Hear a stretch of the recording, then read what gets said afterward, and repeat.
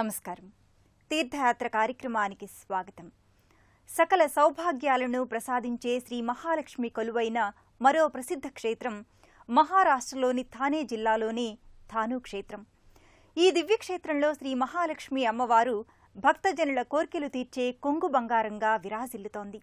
నేటి తీర్థయాత్రలో మహారాష్ట్ర అటవీ ప్రాంతం, పర్వత ప్రాంతం కలగలిసిన థాను క్షేత్రంలోని శ్రీ మహాలక్ష్మి గఢ్ మందిరాన్ని దర్శించుకుందాం.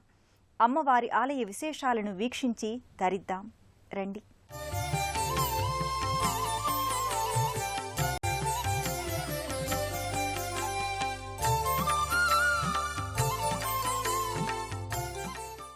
ఏ నామస్మరణతో సర్వసిద్ధులు ప్రాప్తిస్తాయో, ఏ నామస్మరణతో సకల ఐశ్వర్యాలు సంప్రాప్తిస్తాయో ఆ మహిమాన్విత ఆదిశక్తి రూపమే మహాలక్ష్మి. ఆ తల్లి అభీష్ట సిద్ధి వరప్రదాయిని, దయాసాగరి, పిలిస్తే పలికే దేవత. ఈ మహాలక్ష్మి థాను క్షేత్రాన కొండపై గఢ్కి మాతగా వెలసింది. ఈ అమ్మవారు జ్యోతిరూపాన స్వయంభువుగా వెలవడం మరో విశేషం. అంతకన్నా పురాణ విశేషం, స్థల పురాణంగా ఘనంగా చెప్పుకునే అంశం ఏమిటంటే, మహారాష్ట్రకే కాదు దేశమంతటికీ పేరెన్నికగన్న కొల్హాపూర్ మహాలక్ష్మియే గుజరాత్కి వెళ్తూ ఈ ప్రాంతంలో తననడ్డగించిన అసురులను దునుమాడి ఈ పర్వతంపైనే విశ్రమించిందట. ఆ తల్లి విశ్రామస్థలియే నేటి తీర్థయాత్రాస్థలిగా విఖ్యాతమైంది. ఈ కొండపై జ్వాలారూపిణిగా స్వయం వ్యక్తమై పరమపుణ్యదాయకమైన దర్శనాన్ని అనుగ్రహిస్తోంది. గర్భాలయంలో ఆ తల్లి శిరోభాగమే ఓ పెను విగ్రహంగా అచ్చం మాహూరు శక్తిపీఠంలోని రేణుకా తల్లిలా కనిపించి భక్తులను పరవశింపచేస్తోంది. వరాల తల్లిగా కనికరిస్తోంది. సృష్ట్యాదిలో దేవి సృష్టిని పాలించటానికి విష్ణువుకి తోడుగా ఉండమని లక్ష్మిని ప్రసాదించిందని దేవి భాగవతం చెబుతోంది. విష్ణువుకి సృష్టికి తొలినాళ్ల నుండి తోడుగానే ఉండడం వల్లే నిత్యానపాయిని ఎన్నడూ విడివడనిది అని కూడా చెప్పబడింది. అంతటి మహాలక్ష్మి మాత కొండ చివర్న శిఖరాగ్ర భాగాన కొలువై నమో ప్రకృత్యై నమః అన్న మంత్రానికి తగ్గట్టుగా ప్రకృతిలో భాగమై దర్శనమిస్తోంది. ఆ తల్లి కొలువైన ఆ శ్రీ మహాలక్ష్మి మాత గఢ్ మందిరం చూడచక్కని మందిరంగా తీర్థయాత్రీకుల పాలిట మంచి యాత్రాస్థలిగా వర్ధిల్లుతోంది.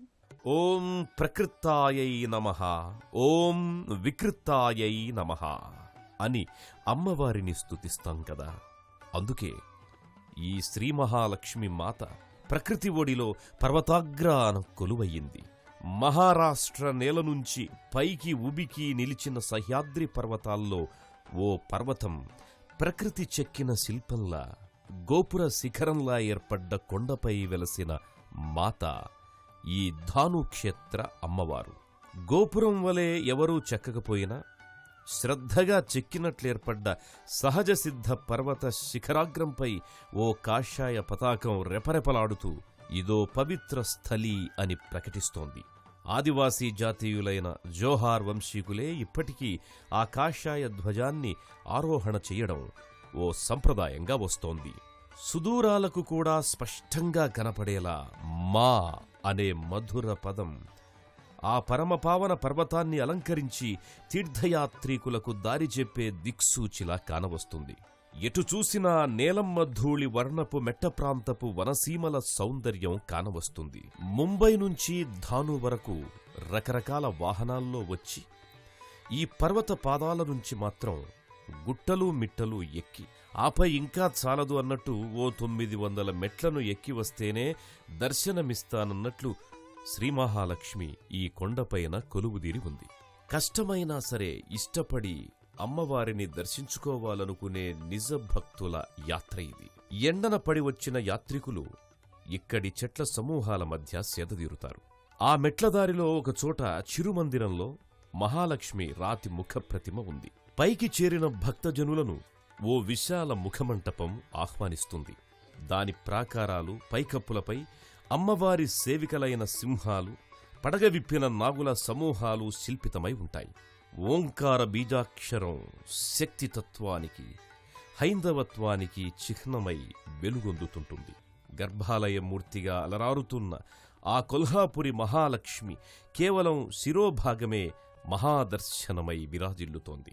ముఖమంతా సింధూర వర్ణంలో ధగధగలాడిపోతూ వెండితో రూపొందిన కనుబొమలు, నయనాలు, నాసికాభరణం, పెదవుల అలంకరణలో ఈ ధానుక్షేత్ర మహాలక్ష్మి ఓ అపురూప అవతారికలా దర్శనమిస్తుంది. అమ్మవారి దర్శనం ఒకెత్తైతే ఆ అమ్మవారికి చేసే నానావిధ అర్చనలు, చివరకు సప్తకళికల హారతి మరొక ఎత్తు.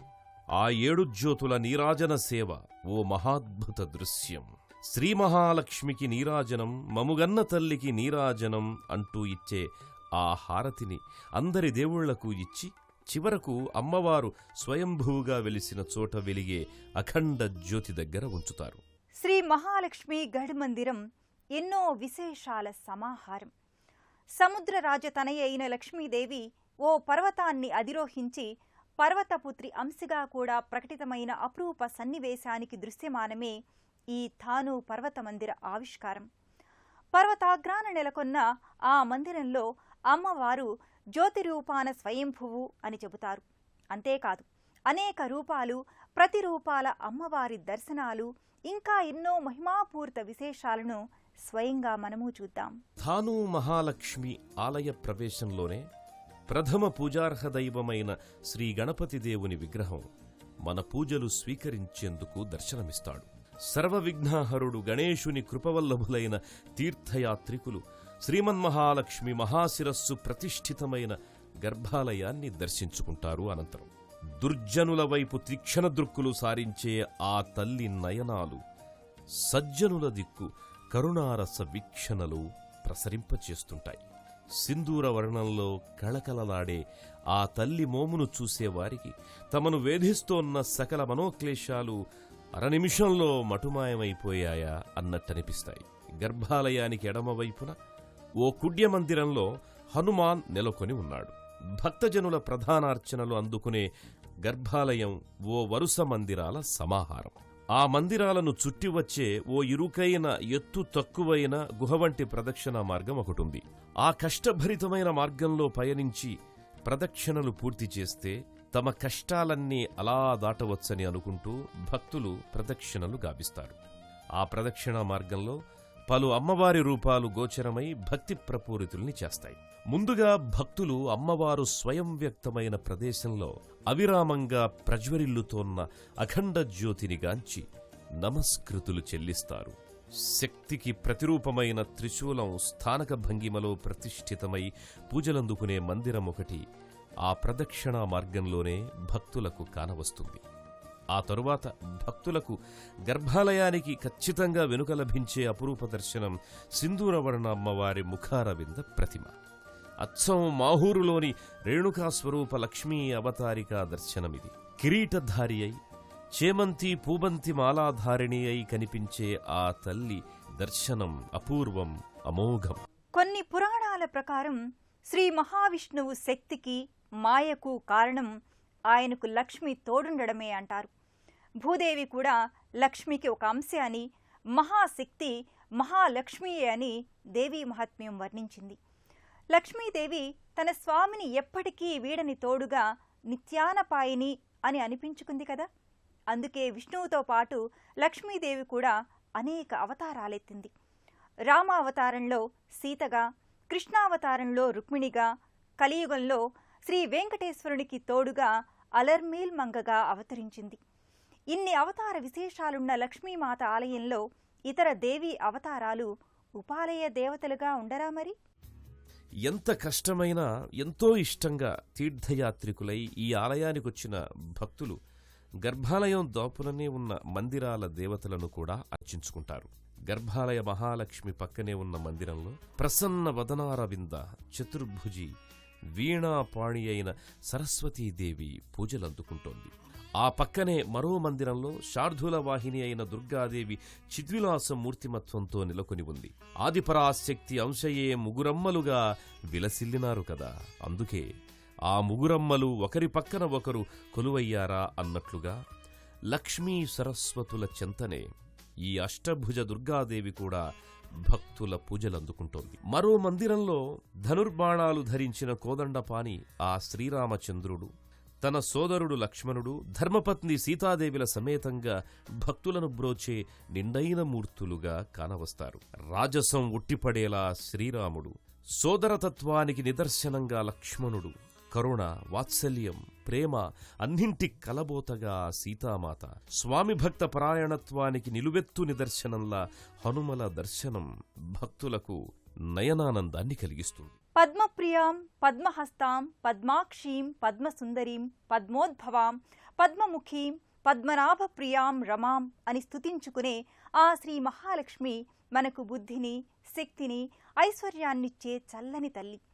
అమ్మలగన్న అమ్మగా, లోకరక్షణిగా ప్రసిద్ధిగాంచిన సిరులనిచ్చే చల్లని తల్లి శ్రీ మహాలక్ష్మి.